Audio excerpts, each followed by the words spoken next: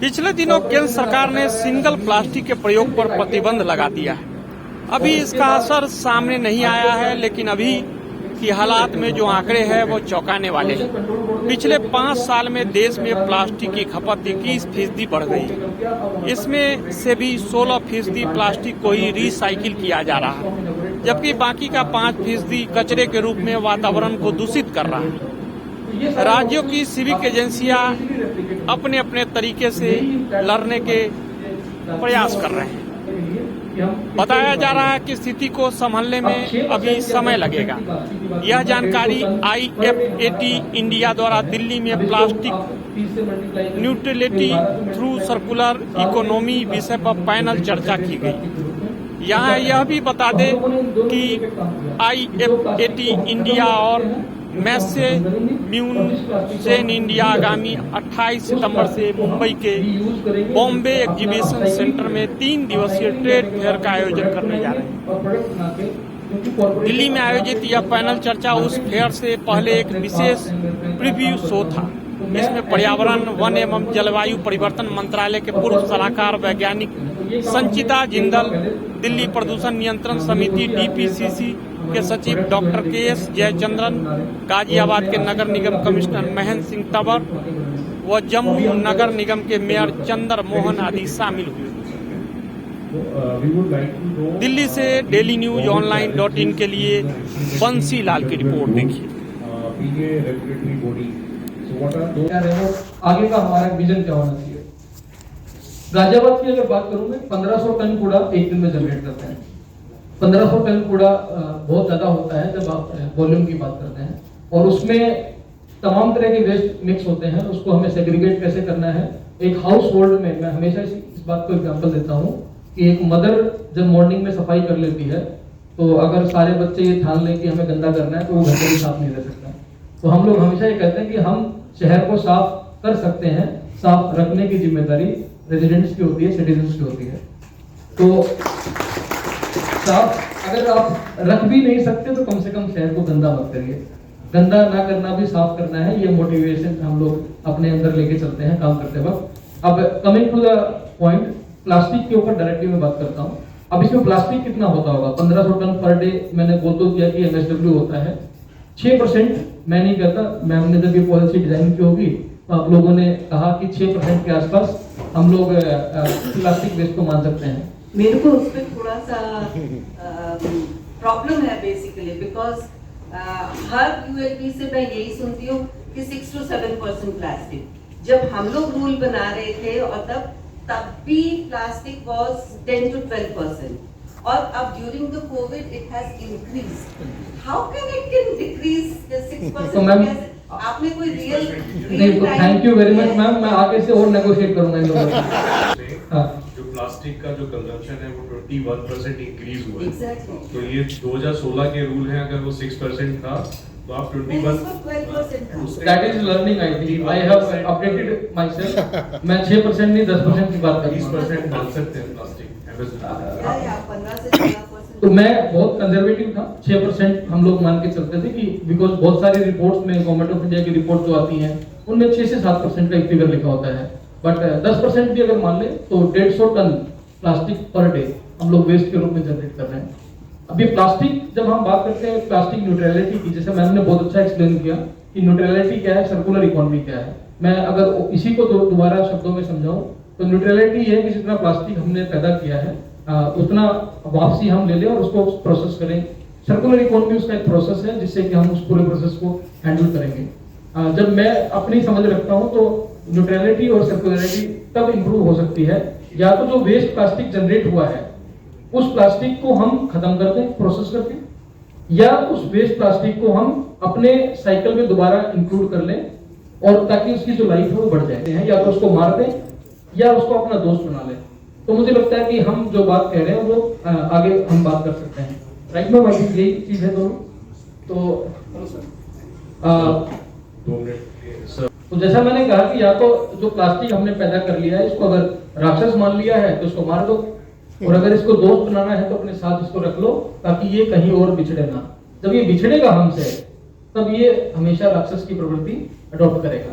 तो plastic as a innovation खराब नहीं थी, हमने इसको खराब बना दिया है। अदरवाइज जब प्लास्टिक इनोवेशन के रूप में आई थी तो इसने हर चीज को बदल दिया था। हर चीज को कैसे? कांच की बोतलें प्लास्टिक की होगी, हालांकि दोबारा कांच की होने लगी हैं। दोबारा अब कपड़े का थैला लेके हम लोग जाते थे बाहर, अब वो प्लास्टिक पॉलिथीन में कन्वर्ट हो गया। तो आप ये देखिए कि जब इनोवेशन के रूप में आया था तो ये बहुत अच्छा था। ये हमारी ही कमी थी कि हम इसको मैनेज नहीं कर पाए, इसका डिस्पोजल जो है वो हम नहीं कर पाए, इसलिए ये आज प्रॉब्लम बन गई और हम हर आदमी इसके बारे में बात करता है। अगर पर डे की बात करें, इंडिया में लगभग एक डाटा है कि 20,000 से 25,000 टन प्लास्टिक हम जनरेट करते हैं और 40% के आसपास रिकवर नहीं कर पा रहे हैं। तो वो कहीं ना कहीं जो डेफिसिट है 40% का, ये न्यूट्रलिटी उसकी बात हो रही है, इस 40 को जीरो पे कैसे लेकर आना है। तो ये एक कॉन्सेप्ट है जिसके ऊपर हम लोग बात कर रहे हैं। अब मैं यूएलपी की बात करूं कि हम लोगों ने इसको लाइबिलिटी को एसेट के रूप में कैसे देखना शुरू किया। तो फिर मुझे याद है कि एक साल पहले आशीष के साथ ही मिलकर हम लोगों ने एक कॉन्सेप्ट डिजाइन किया था, प्लास्टिक टूरिज्म। ये ऐसा शब्द है जो अजीब लगता है सुनने में कि प्लास्टिक टूरिज्म बात करने वाला कोई आदमी है तो बहुत नेगेटिव आदमी होगा, ये तो प्लास्टिक को अपना दोस्त बना के चल रहा है। तो प्लास्टिक टूरिज्म की जब हम लोगों ने बात की थी तब मैंने आशीष को ये कहा कि हम इसके ऊपर काम करेंगे। तो अभी भी मुझे लोग कह देते हैं कि 1 साल हो गया आपने प्लास्टिक टूरिज्म की बात करते रहते हो कि अल्टीमेटली किया क्या। मैंने कहा यार जब आजादी मिली थी तो 1857 में पहली बार बात हुई थी ना, 90 साल लग गए थे उसको आजादी को आने में, तो 1 साल में नहीं होगा। जो है आए 2018 में थे, आज भी हम लोग उसको ठीक तरीके से इंप्लीमेंट नहीं कर पा रहे हैं। आप कार्बन क्रेडिट की बात करते हैं, 1992 में अर्थ समिट हुआ था रियो में, वहां से 1997 में क्योटो प्रोटोकॉल हुआ था। क्योटो प्रोटोकॉल में CDM, emission trading, joint implementation, ये फ्लेक्सिबल मैकेनिज्म आए थे। बट आज भी हम लोग कहां कार्बन क्रेडिट्स की बात करते हैं, केवल बात करते हैं, बहुत हद तक उसको क्लेम नहीं कर पाते हैं। Not even a single ULP who has claimed money from Kyoto Protocol, UNFCC. हम लोगों ने अभी अप्लाई किया है।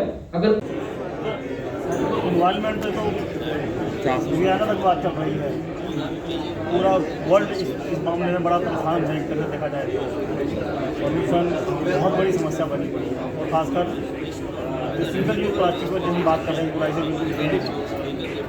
उस पर क्या विचार बनता है कि सरकार कहाँ तक सक्सेस हो पाएगी। देखिए अभी जो रिसेंटली आप देखेंगे सिंगल यूज प्लास्टिक को बैन किया गया है। ऐसा नहीं कि बैन पहली बार हुआ है, पहले भी बैन किया गया है, लेकिन इस बार का बैन जो है वो काफ़ी अलग इसलिए है कि पहले बैन जो होता था या तो किसी पर्टिकुलर स्टेट में होता था या इस तरह से होता था कि उसको इम्प्लीमेंट करना मुश्किल होता था। लेकिन इस बार का अच्छा बात यह है कि एक तो पूरे कंट्री में बैन हुआ है और ना केवल कंट्री में इंपोर्ट करने पे बैन हुआ है, और 19 प्रोडक्ट्स ही केवल ऐसे हैं जिनको बैन किया गया है। तो धीरे धीरे हम लोग जो जिन चीज़ों से निजात पा सकते हैं पहले उनसे निजात पाएंगे, और मुझे लगता है आने वाले समय में जो 19 की कैटेगरी है ये आगे और बढ़ेगी। और सिंगल यूज बैन जो है क्योंकि मैन्युफैक्चरिंग के ऊपर भी बैन हो गया, इंपोर्ट के ऊपर भी बैन हो गया और ट्रांसपोर्ट के ऊपर भी बैन हो गया, तो मुझे लगता है कि इस बार जो है काफ़ी अच्छे रिजल्ट हमको देखने को मिल रहे हैं। आपने गाजियाबाद की बात बहुत करी, अगर दिल्ली से गाजियाबाद का कंसेप्ट करें, पॉल्यूशन का जब लेवल आता है तो कहीं ना कहीं दोनों में कंपटीशन रहता है, कहीं ना कहीं दोनों में कंपटीशन रहता है। तो हम उस स्टेट को किस तरीके से कम कर पा रहे हैं, ये देखें कंपटीशन को कैसे हम मैनेज कर पाएंगे कि दिल्ली और गाजियाबाद में चल रहा है, कभी दिल्ली ज़्यादा होता है, कभी गाजियाबाद ज़्यादा होता है। देखिए ये कोई बहुत अच्छा कंपटीशन तो नहीं मैं कहूँगा, लेकिन पोल्यूशन के कई फैक्टर्स हैं, उन फैक्टर्स को हमको डिकोड करना होगा। उसको म्यूनिसिपल फैक्टर्स भी हैं, जैसे कि म्यूनिसिपल फैक्टर कौन से है, जैसे धूल वगैरह है, ग्रीन एरिया कितना है, ये सारे हमारे फोकस एरियाज हैं। इनको लेकर हम लोग काफ़ी सारे काम भी कर रहे हैं, साइड पटरी को पेव कर रहे हैं, मियावाकी प्लांटेशन कर रहे हैं। लेकिन अगर आप देखें नॉन म्यूनिसिपल फंक्शंस भी हैं, वो भी बहुत बड़े फैक्टर हैं, जैसे कि पराली है, हमारे उस टाइम पे विंटर में दिक्कत आती है, या व्हीकुलर पोल्यूशन है, या इंडस्ट्रीज़ हैं। तो मुझे लगता है इंटर डिपार्टमेंटल कोऑर्डिनेशन और एक कॉम्प्रिहेंसिव प्लान के साथ में अगर हम लोग काम करेंगे तो मुझे लगता है कि इस डेमन के साथ में हम लोग लड़ पाएंगे। सर वेस्टेज की बात आपने करी है कि हमने बहुत बड़ा एक वेस्ट जो है उसको हमने सेल भी किया है गाजियाबाद में, उसकी इनकम भी करी है, करोड़ भी करी है, 10 लाख रुपये की इनकम करी है।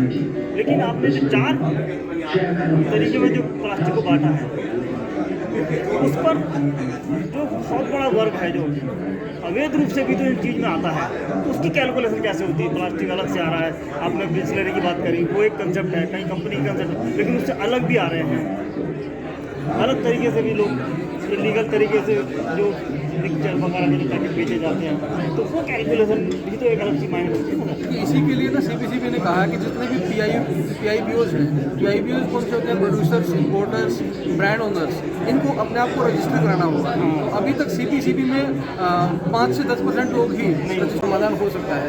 सेग्रीगेशन जितना इम्प्रूव होगा उतना ही मुझे लगता है कि हम हाउस होल्ड की बात करते हैं, जैसे 5,000 लोग जो है ना 25 लाख लोगों के शहर को साफ नहीं कर सकते, तो साफ करना और साफ रखना और गंदा ना करना, ये अलग अलग पहलू हैं। इन्हीं पहलुओं की मैंने बात की। मैसेज कोई आम जनता के लिए इतना ही है कि ये आपका शहर है, जब जितना आप जुड़ाव महसूस करेंगे अपने शहर से उतना ही अच्छा होगा। और गंदा ना करना भी साफ करना है, इस मूल मंत्र को अगर अपने दिमाग में आप रखेंगे तो हम अपने शहर के साथ जुड़ पाएंगे। और हमेशा एक बात को याद रखिएगा कि only smart people make smart city. Thank you sir. Jammu से दिल्ली में मेयर हैं, जो कि जम्मू भी अब एक बहुत बदलाव की ओर है। आज हम बात करें जम्मू के मेयर साहब से, मैंने बताएं सर जम्मू की तस्वीर कैसे बदल रही है, इन्वायरमेंट पर कैसा काम है? ये पिछले साल काफ़ी तो बदल ही रहा है, लेकिन जब से 5 अगस्त 2019 के बाद ये वहाँ से 370 और 35 हटा है, उसके बाद तो बहुत जल्दी के साथ वो तो फास्ट सारा काम बढ़ रहे हैं। हर चीज़ चेंज हो रही है, डेवलपमेंट बड़ी तेज़ी के साथ हो रही है। जम्मू म्यूनसिपल कॉर्पोरेशन की बात करूँ या जम्मू की बात करूँ, जम्मू कश्मीर यूटी की बात करूँ, आदरणीय प्रधानमंत्री जी का बहुत बड़ा फोकस है, माननीय अमित शाह जी का। जो भी प्रोजेक्ट्स हैं वो बड़ी जल्दी वहाँ आते हैं, सेंक्शन होते हैं और काम शुरू हो जाते हैं। और कंस्ट्रक्शन की तरफ जो पेंडिंग प्रोजेक्ट है वो भी बड़े चल रहे हैं। जम्मू म्यूनसिपल कॉर्पोरेशन में शहर की अगर बात करूँ तो रोड गंडोला जो है हमारा वो चल रहा है, काफ़ी देर का वो कावेरी रिवर फ्रंट का काम लगा हुआ है स्मार्ट सिटी में। वो जल्द वो भी 1 साल के अंदर 1.5 साल के अंदर आर्टिफिशियल लेक वहाँ पे बन रही है। और म्यूजिकल एंड डांसिंग फाउंटेन वो है वो चल पड़ा है। बाघा बॉर्डर अमृतसर की तरह स्वीटकर बॉर्डर है हमारा भाई, वहाँ पर रिट्रीट सेरेमनी चल पड़ी है, उस पर काम चल रहा है। और बहुत से प्रोजेक्ट्स जो हैं पहले तो पूरा जम्मू और कश्मीर स्टेट था, लेह लद्दाख तक था, अब उन्हें अलग 3 पार्ट हो गए हैं। तो कहीं ना कहीं फंड का रिलाइज हो गया है। और जहाँ पर अब देखा जाए तो वो स्टेट नेशनल कैपिटल टेरिटरी की तरह बन चुकी है। और अभी तो किया था तो उसमें अलग से बदलाव आना की है। रीऑर्गेनाइजेशन में 2 पार्ट हुए, लद्दाख को अलग यूटी बनाया गया, जम्मू और कश्मीर दोनों को मिला के यूटी है। और उसके बावजूद भी काम बहुत बढ़िया हो रहा है। और एंटी गवर्नमेंट है, चुनाव नहीं हुए भले ही, लेकिन बहुत तेज़ी के साथ जो हमारे प्रोजेक्ट हो रहे हैं, डेवलपमेंट बड़ी तेज़ हो रही है, लोग बड़े खुश हैं। 74 अमेंडमेंट लग गई है, उसके कारण जो है पहली बार हमारे वहाँ सरपंचों पंचों के चुनाव हुए हैं, BDC के चुनाव हुए हैं, DDC के चुनाव हुए हैं। 70 साल में पहली बार ये चुनाव हुए हैं। और विकास जो है ग्राम तक जा रहा है, जो ग्राम सभा है वो उसको करती है। आने वाले समय दूर दराज जहाँ गाड़ी नहीं जाती, आज वहाँ भी डेवलपमेंट हो रही है। आपको ये पता कि वहाँ पर किस तरीके से पहाड़ों का इलाका है, और कहने को तो वहाँ पर बहुत सी चीज़ें, प्राकृतिक चीज़ें बहुत हैं, उस पर प्लास्टिक का किस तरीके से असर हो रहा है, उसको ख़त्म करने के लिए क्या क्या योजना है? हम सिंगल यूज प्लास्टिक में बहुत काम कर रहे हैं, उसको रिसाइकल रिड्यूस करके कैसे हो सकता है उसके ऊपर काम कर रहा है जम्मू म्यूनसिपल कॉर्पोरेशन, कश्मीर भी सारा कर रहा है। और आने वाले समय में इस काम और तेज़ी से करें। अभी सेग्रीगेशन की कमी है, सेग्रीगेट एट सोर्स, घर से ही सेग्रीगेट किया हुआ गार्बेज मिले, उसके ऊपर हम लोग काम कर रहे हैं। स्कूलों के अंदर, कॉलेजों के अंदर रैली निकाल कर अलग अलग, और बच्चों ने प्लास्टिक इकट्ठा